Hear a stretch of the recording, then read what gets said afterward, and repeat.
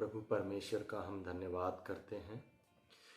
प्रभु की तारीफ हो सभी मसीही भाई बहन को। जय मसीह की। प्रभु परमेश्वर आपको आशीषित करे। और आज जैसा कि आपने विषय पढ़ लिया है थंबनेल में, विषय है दुनिया के या बाइबल के या पूरी दुनिया के सबसे लंबी उम्र जीने वाले 10 व्यक्तियों के नाम। तो इधर हम देखेंगे वो 10 व्यक्ति कौन थे, बाइबल से पढ़ेंगे और उन 10 व्यक्तियों के हम नाम को जानेंगे। तो पहला सबसे जो था 10 व्यक्ति वो हैं, एक तरफ से हम सीखेंगे। पहला है आदम। आदम जो है वो 930 वर्ष जीवित रहा। ठीक है, आदम जो है वो 930 वर्ष जीवित रहा। आप लोग ये याद रखिएगा। उसके बाद में हम देखते हैं सेत। ठीक है, इसका जो बेटा था, आदम का बेटा, ठीक है, वो आदम का बेटा सेत, ठीक है, वो 912 साल जीवित रहा। मैं पढ़कर आपको सुना सकता हूँ बाइबल से, लेकिन आप वो याद नहीं, उतना पढ़ेंगे तो याद नहीं, हम बाद में पढ़ेंगे। लेकिन अभी आप ये स्पष्ट थोड़ा समझ लीजिए। आदम का जो बेटा था सेत, वो सेत जीवित रहा है 912 साल। हम इनके वचन भी बताएंगे आपको। उसके बाद में हम देखते हैं एनोस। ठीक है, उसके बाद में कौन है? एनोस जीवित रहा है 905 वर्ष। ठीक है, ये सबसे ज़्यादा समय तक जीने वाले व्यक्ति हैं। ये 900 के 3 व्यक्ति हुए। फिर उसके बाद केनान, ठीक है, एक है कनान, वो नहीं, केनान, ये 910 वर्ष जीवित रहे। ये कितने साल जीवित रहे? बाइबल के सबसे लंबी उम्र में जीने वाले व्यक्तियों में से ये कौन? 910 वर्ष जीवित रहे। फिर है महलेल, ठीक है, महलेल, ये 895 वर्ष जीवित रहे। ये कितने साल? 895 वर्ष जीवित रहे। कितने साल? 895 वर्ष। उसके बाद एरेद 962 वर्ष जीवित रहे। ये 962 वर्ष जीवित रहे पृथ्वी पे। उसके बाद हनोक 365 वर्ष जीवित रहे हैं।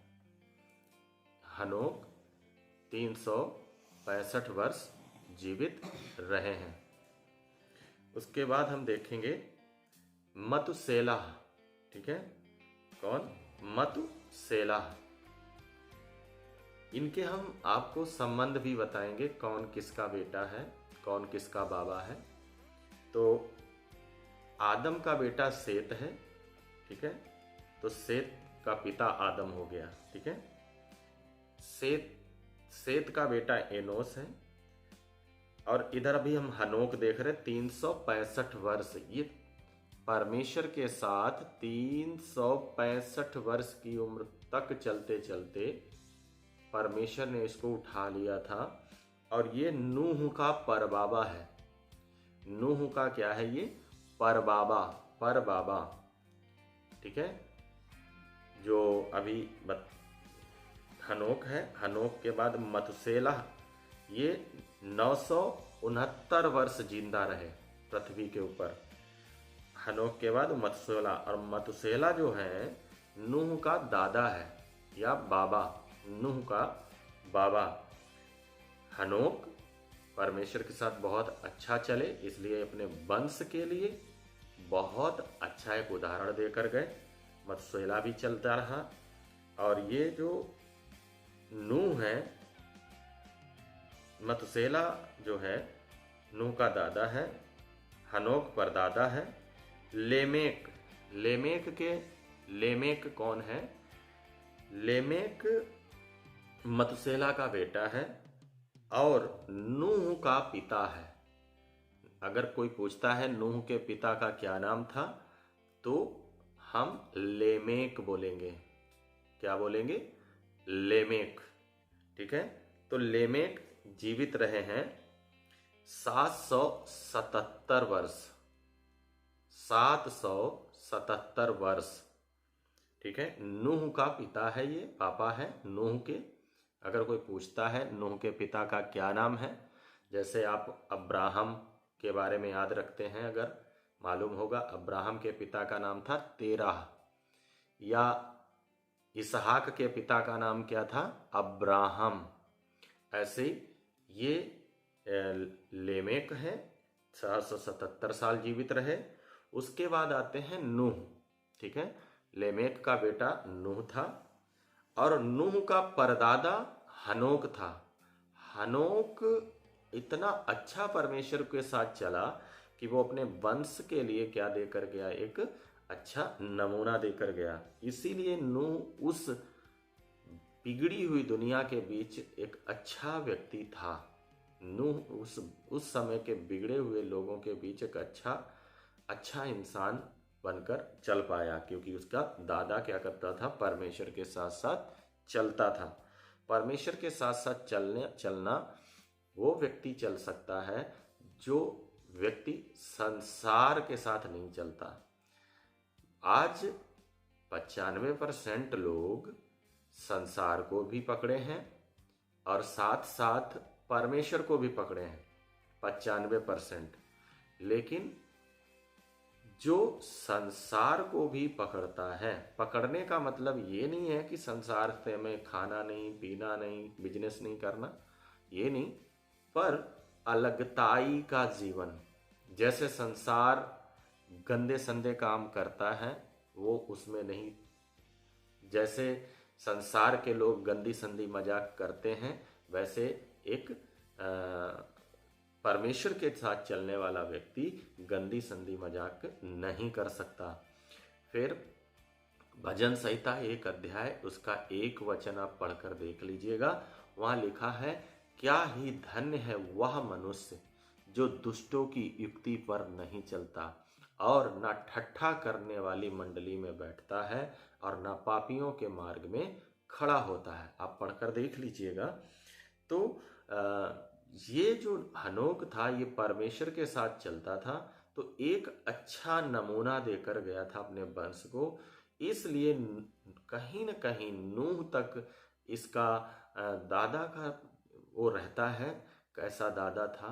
तो नूह भी क्या कर पाया, हनोक के बारे में सुना था। हनोक को देखा तो नहीं होगा क्योंकि परदादा है, लेकिन हनोक के बारे में सुना होगा कैसा। तो नूह भी कहीं न कहीं परमेश्वर के साथ वैसा। तो मेरे प्रिय, हम लोगों को भी क्या करना है, अपने आने वाले, अगर और भी प्रभु की अगर आमद में देरी है, अगर और भी प्रभु के आगमन में देरी है, तो अभी हम लोगों को क्या करना है, परमेश्वर के साथ साथ चलने वाला व्यक्ति बनना है। प्रभु यीशु मसीह के साथ साथ चलने का मतलब है प्रभु यीशु मसीह के वचन को सीखना, ठीक है, पढ़ना, और पवित्र आत्मा से क्या करना है, परमेश्वर से मांगना, हे परमेश्वर हमें प्रभु यीशु मसीह की तरह जीना सिखाइए। ठीक है, तो हम इधर देखते हैं, ये जो प्रभु के चेले थे, मरकुस 3 अध्याय उसका 14 वचन जब पढ़ेंगे तो वहां लिखा, प्रभु ने 12 चेलों को, पढ़ देते हैं हम लोग, इसको पढ़ लेते हैं।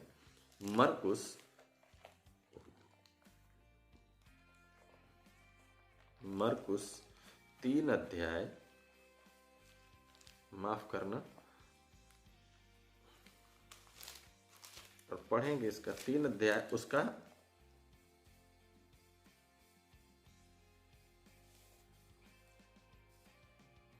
14 वचन से। ठीक है, फिर वह पहाड़ पर चढ़ गया और जिन्हें वह चाहता था उन्हें अपने पास बुलाया और वे उसके पास आए। तब उसने 12 पुरुषों को नियुक्त किया कि वे उसके साथ साथ रहें, और वह उन्हें भेजे कि वे प्रचार करें और दुष्ट आत्माओं को निकालने का अधिकार रखें। तो इधर में हम देखते हैं, जिस दिन हम एक इधर में एक अच्छी चीज क्या है कि ये जो 12 लोग थे, इन 12 लोगों का जीवन जो था, कहीं न कहीं जो भीड़ यीशु मसीह के पास थी, देखा जाए तो यीशु मसीह के पास 25-30 हजार, 40 हजार, 20 हजार, 5 हजार ऐसे भीड़ चला करती थी। बहुत बड़ी बड़ी भीड़ हुआ करती थी।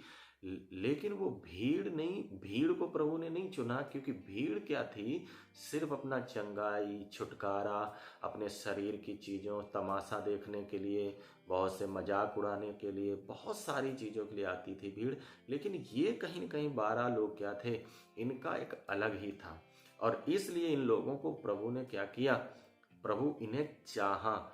हम जब तक चंगाई, छुटकारा, खाली तमाशबीन और हो हल्ला, इन्हीं दुनियावी चीज़ों में, या दुनियावी तरह के सेवक, आज दुनियावी तरह के सेवक कैसे हैं, जो खाली संसार की ही चीज़ों को प्रचार करते रहते हैं, जो गहराई वचन की नहीं बताते, जो दुनिया का ही बस ऊपर ऊपर तैराने वाली बातें वो रहते, वो नहीं, बल्कि कौन सी गंभीर बातों को क्या करते थे। हालेलुया। तो इधर देखते समय प्रभु के लिखा, जिन्हें वो चाहता था उन्होंने क्या किया, नियुक्त किया, ठीक है, कि साथ साथ रहें। ठीक है, तो हम भी प्रभु यीशु मसीह के साथ साथ रहने की आदत डालना है। साथ साथ एक वही व्यक्ति रह सकता है जो व्यक्ति नूह की तरह क्या, हनोक की तरह क्या हो, परमेश्वर के साथ चलने वाला। जैसे हनोक परमेश्वर के साथ चलता था, तो उसी प्रकार से आज ज़्यादातर लोग संसार में भी चलना चाहते हैं। ठीक है, उन्हें रिश्तेदारी, नातेदारी, समाज, ये वो सब चाहिए। ठीक है, इसका मतलब ये नहीं कि रिश्तेदारी नहीं चलाना, लेकिन हम उनकी गलत बातों में भी हाँ करते हैं। ठीक है, प्रभु का उनके सामने क्या नहीं करते, प्रभु का नाम भी नहीं लेते, शर्माते हैं। हम चाहते हैं हमें सब भला कहें। लूका में लिखा है, श्रापित हैं ऐसे लोग जिनको सब लोग भला कहते हैं। तो इधर देखते समय हम प्रभु का वचन, आज लोग संसार और परमेश्वर दोनों को, लेकिन वचन बताता, याकूब 4:4 वचन में लिखा, हे व्यभिचारिणियों, क्या तुम नहीं जानती कि परमेश्वर संसार से मेल रखना, संसार से मिलकर चलना परमेश्वर से दुश्मनी करने के बराबर है। तो कहीं न कहीं नूह एक अच्छा जीवन जिया, उस कारण कौन, तो हमको क्या करना, अगर प्रभु के आने में अभी देर है, तो एक ऐसा जीवन जीना है कि हम जब चले जाएं तो हमारा आने वाला समय में वंश, हमारे आने वाली पीढ़ी में क्या हो, नूह जैसे लोग, क्योंकि पाप दिन प्रतिदिन बढ़ता जा रहा, नूह के समय की तरह। तो कितना भी बढ़ जाए तो कम से कम हमारे वंश के लोग, तो वो तभी संभव होगा जब हम एक अच्छा जीवन जीकर दिखाएं, एक पवित्रताई भरा जीवन जीकर दिखाएं। तो मेरे प्रिय भाई बहन, एक बात को इधर समझना, ठीक है, लेखा तो हम सबको अपना अपना देना पड़ेगा। एक वचन पढ़ेंगे हम देख रहे थे कि सबको विश्वास हम सब करते हैं और सबको अपना अपना अकेले न्याय देना पड़ेगा। तो हम वचन को पढ़ेंगे, 14 अध्याय उसका 20 वचन। इधर एक बात लिखी है, नूह के लेकर हमें याद आया। तो इधर एक बात क्या लिखी है 20 वचन में, तो चाहे नूह, दानियल और आयूब भी उसमें हों, तो भी प्रभु यहोवा की यह वाणी है, मेरे जीवन की सौगंध, वे ना पुत्रों को ना पुत्रियों को बचा सकेंगे।